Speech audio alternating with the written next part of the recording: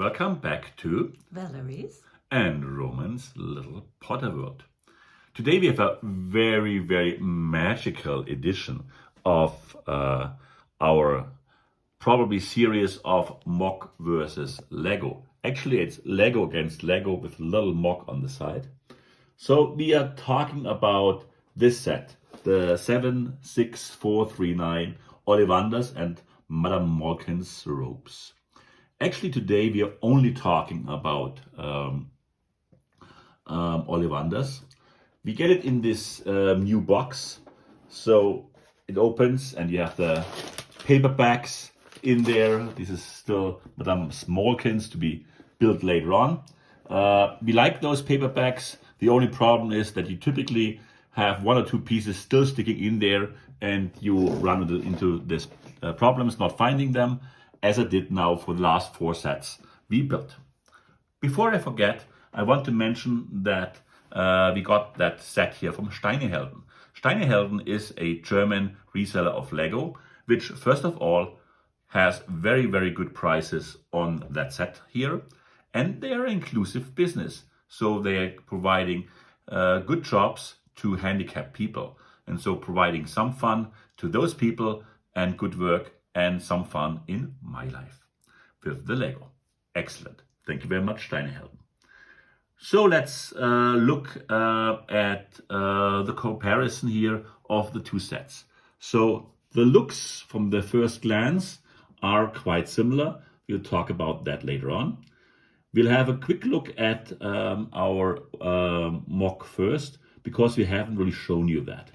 So what you see from the front is pretty much the standard layout of the large diagon alley, the 75978, which we put on a larger plate actually here. So it gives some extra space for posing figures and have a real diagon alley. And if we turn it around, we'll see that we did some little MOC work here. So we did some tiling here. We included some more furniture from the very old diagon alley as well. The stairs were already there, but so we didn't do much in that set. So, but it's still a nice MOC. But probably we have to remock it anyway soon. So we'll talk about that later. So let's come to actually the set we are most interested in today, that new Mr. Ollivander. As normal, we take a look at the figures first. So in this part of the set, you get 3 figures. So it's, of course, Harry, Mr. Ollivander. So actually this one in the brown suit here, dark brown jacket probably. And we'll get Padme, which is strolling around Diagon Alley as well. She's a new figure, short legs, very, very nice. As Lego at the moment with the new wave always does very, very nice figures, dual-headed with 2 faces. Sometimes you get arm prints, but in this case, it's rather simple ones. And we compare to the 2 other Ollivanders we had. This one was with a more reddish one, and this one was a brownish one. Both were from the micro diagon alley and the normal diagon alley. So in total, these figures are all different faces as well, but still very comparable. The last thing we have to look at are probably one of the highlights of the set. It is the new wands. So the first time in Lego wand history, we get detailed different wands. We get them in 6 different shapes and 2 different colors. And we even, and that's a surprise, get 2 sets. So we get a whopping 24 new wands in that set, which is for Lego quite a bit we get there. That's nice. So take a look at the front of the set.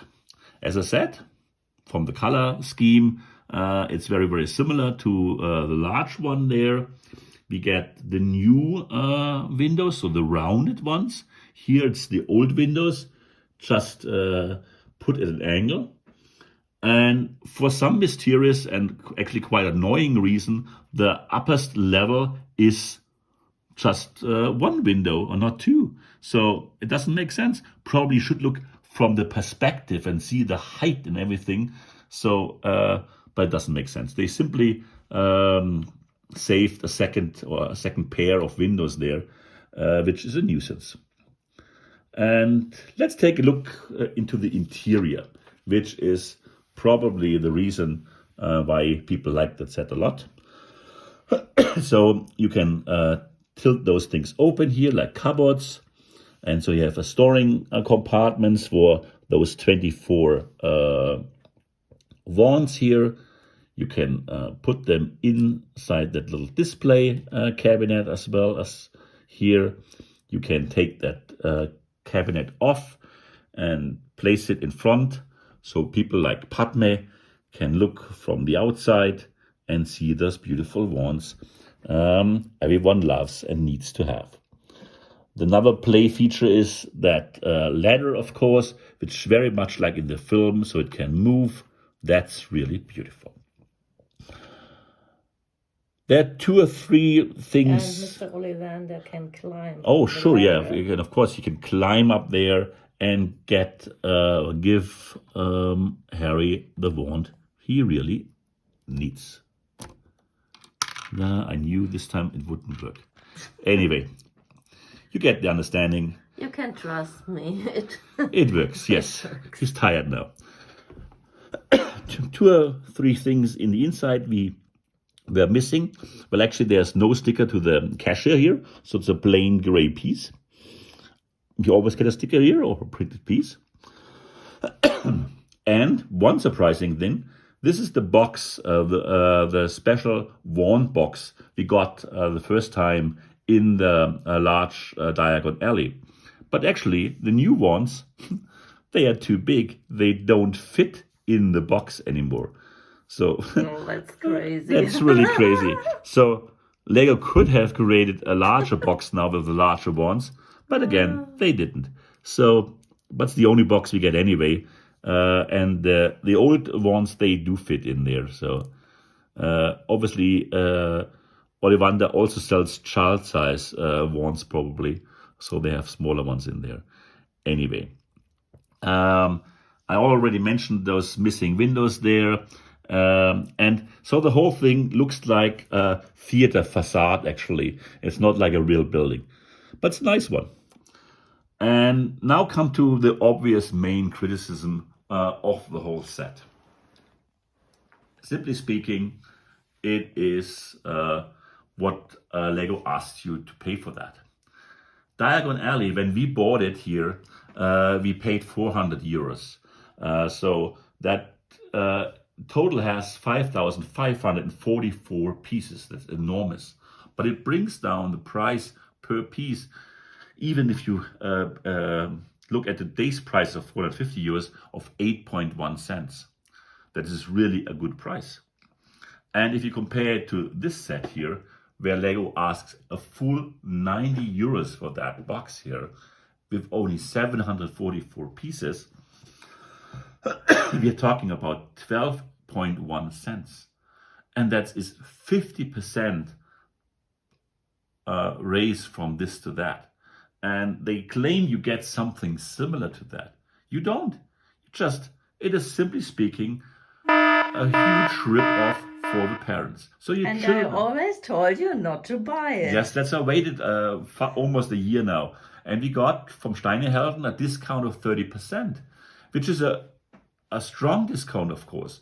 And you cannot ask for more discounts because then the companies go bankrupt. But this brings the price down to 8.6 cents. So still, this cent is more expensive per piece than this one. So as we said in other videos, our clearest recommendation is buy Diagon Alley, the large one, and give it to your children in the next 2 years, birthday, Christmas, and whatever. And you have a beautiful set. They have a beautiful Diagon Alley. They probably ask for Gringotts then later on, but that's a different problem. It is just a much better price value. So we clearly say, it's a nice set, it's a good design, it's just suffering the darling, I shrunk the shop problem in a dramatic way, and it's dramatically overpriced. So clearly, don't buy it from Lado. Buy it from a reseller with a good discount if you do not have the large Diagon Alley set. Or do it the other way around if you still have the choice. That's our review. That's our comparison. Hope you liked it. See you next time when we talk about the second part of that set. Probably won't be any better, but our MOC is much better in that sense. Anyway, see you later. Bye-bye. Bye-bye.